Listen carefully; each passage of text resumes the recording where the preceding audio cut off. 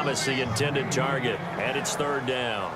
It's a tried-and-true formula, and I don't think it'll change for as long as we play football. If someone's trying to throw the ball and you can put pressure on them and make it tough, that's only going to help your defense. Yeah, he sensed being hurried. He got rid of it before taking the hit, but incomplete. Bortles over the middle, the connection to Hearns. Just a 5-yard pickup, and it leads to fourth down. They didn't get the first down, but I have to say I do like the call. I like what they were trying to do. Try and hit your receiver on the run and see if he can pick it up, keep it on his feet, get a little rack yardage. Yeah, but a nice job defensively to get to him and keep him short of the first. He gets this one away, and boy, it's another boomer. With it is Brown. So a change of possession here on the punt. And the Steelers will go on offense here, 1st and 10. Our eyes shift to the defense of the Jaguars now. Their stay on the field last time was short-lived with a 3-and-out. See if they can get some more of that. And ordinarily, you want to be on the field playing, right? But 3-and-outs, that's almost gold to a defense. Get to the bench, get some rest, turn the ball over to your offense. We'll see what they can do here, see if they can force another 3-and-out. So there on that play, offensively, they ran the crossing route. Defense was in zone coverage. So as a former DB, how tough is it to defend that? It's really difficult because your natural inclination is to chase the receiver and maybe leave your zone. So you have to have discipline in order to talk to your other coverage guys and let him know that that receiver's crossing from your zone to the next zone. He's coming your way. Make sure you have him. And then when the ball is actually thrown, back with Charles Davis, Brandon Gaudin. It's Steeler football to begin quarter number 2, and they've got it here with a first down.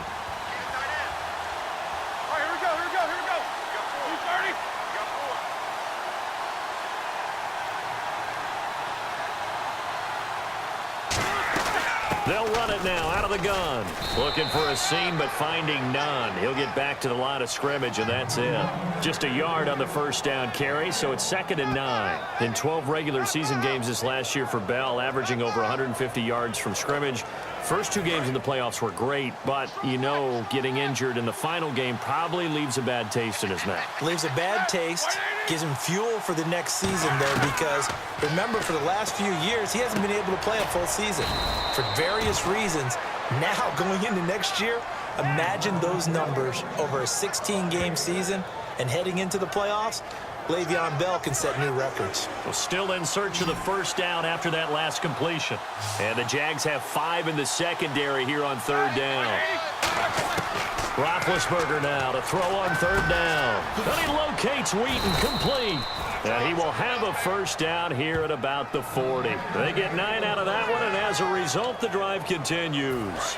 And Brandon, from our time in college football, where receivers weren't running the traditional NFL route tree, one thing they did learn, find open areas, find soft spots, and set up and catch the ball. And I think we just saw that there. Yeah, we saw that indeed, picking up the first. It's a 6-yard pickup, and it gets him to 2nd and 4. This drive is turning into an extended one, and the guy carrying the ball, he's becoming more like a body blows guy. Every carry is putting some damage on the defense. So after a while, I'm not too sure how many guys are going to want to run up and tackle him. Now it's Roethlisberger.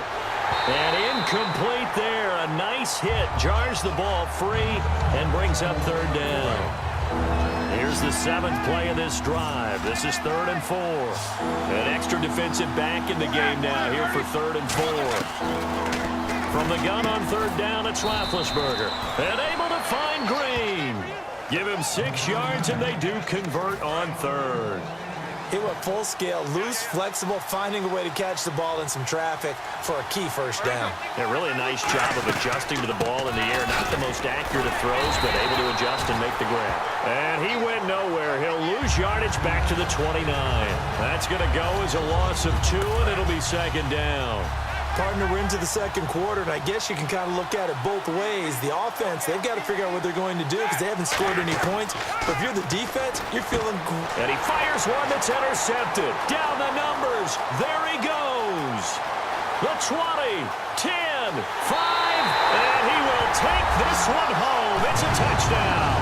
So a pick 6 there out of the nickel package. They went with 5 DBs. Almost becoming the base package in the NFL is the nickel. hard to throw against. That was demonstrated one more time. A pick six going the other way. And this is up and good. The score now 7-0 Jaguars. So they throw the pick six. They'll get another shot at it now as this one's in the air. This is taken at the 3. And he'll take this one near the 25, call it the 26-yard line. Pittsburgh's offense now heading back out onto the field and following the pick six, and they have decent field position in throwing that pick six. We'll see how they attack this drive. And I think all you say to your guy is, listen, let's just take care of the football a little bit better. Make some better decisions on this drive, and they'll probably help him a little bit with maybe some really high percentage throws early to let him get settled back in. But they told him, and they told us, they've got confidence. That's not a problem. Yeah, not a problem at all. They just want to make sure they get things settled down a little bit for their offense and give their defense a little bit of a chance to rest. On second down, Roethlisberger. And it's caught over the middle by the tight end, Green. That catch good for 5. It's third down. Well, clearly one of his advantages as a passer is his height. Sit back in the pocket, fired over the middle. That makes things tougher defensively, doesn't it? It really does, because your goal is to move the quarterback off his initial spot when he gets his drop back completed. But when you have that type of height, and no escaping this time as he'll go down. They got him for a sack. And now the Jags defense deciding to call a timeout. It's just their first, so they'll have 2 remaining here before we get to halftime.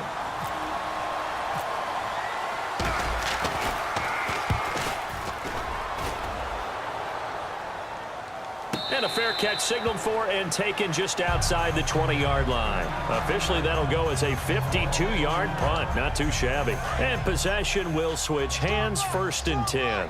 The Steelers defense, we watch them get set to go. They have a little something to build off of from last time with a 3-and-out. And what they have to build off of? Great confidence right now. Being able to stuff someone on a... And he's free going down the left side. It's a foot race. And he takes it down deep into Pittsburgh territory. A big play there on the catch and run. 66 yards. Coaches really don't care from what position they get this. But run after the catch ability, rack ability, is often the difference between winning and losing and changing field position. Throwing now is Bortles. He's got time in the pocket. Oh, and a bad throw there. It's intercepted. Picked off by Bud Dupree. And a big turnover there as his guys will get the football back. And the Steelers set to take the field. And what do you think goes on here in this situation? If you got the football, you're trailing, you're back in your own territory with just a little time. Do you try something? You're thinking about jump-starting your team, right? You just mentioned it. They're down. They're trying to get back into the game. But you got to figure, if something goes wrong, you may have put yourself in a spot where you may not be able to come back in the second half. Managing risk is a big decision here. Now it's Roethlisberger. This is caught by Antonio Brown. And he'll be taken down, but not before he gets this football out shy of the 30 to the 29. Looking to jam the receivers at the line here. Press coverage look defensively. They'll throw on first down with Roethlisberger. And he rifles one incomplete. He was trying to find Ladarius Green there as tight end. All right, different topic here. 2018, the Super Bowl, traveling north, far north to Minneapolis. Early predictions for that one. Who you got? Well, you know, everyone's still waiting in the NFL for a home team to play in its home stadium, right? So could the Vikings be that team? I'll start in the NFC, and I'm going to say no. I think Seattle. Starting to get near that maybe last run with their defense. Earl Thomas returns. I like Seattle coming out of the NFC. How about you? Well, I'm actually going to take a Dallas Cowboys NFC title run. I think that they came so close this year, probably most talented going into next year. I like that one. Well, in the AFC, I'm going to go with a team that if they improve their defense and their quarterback stays healthy, they could be that team, the Oakland Raiders. Okay, I'm going dark horse. Cleveland Browns. Let's go. Hey, from worst to first. He's been a busy man here in this first half as he gets it away. Oh, look at the juke. A big kick that time, 52 yards. And possession will change here with very little time remaining until halftime. And out now comes Jacksonville as they get ready to go. And with time quickly fading here in the second quarter, not sure how aggressively, offensively they want to play this. I think we'll find out just how much they trust their guys in this situation if they decide to take a shot. That's going to go as a loss of a yard, and it'll be second down.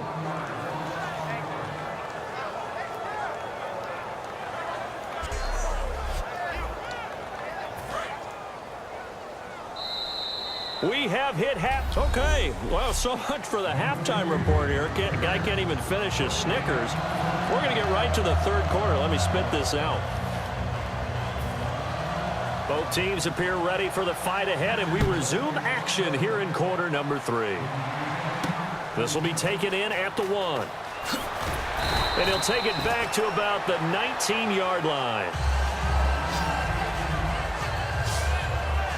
The Steeler offense now with a football first here to begin the third quarter. They're down here, but very much in this game. What's the tonality of a coach's talk when a game is within striking distance like this at intermission?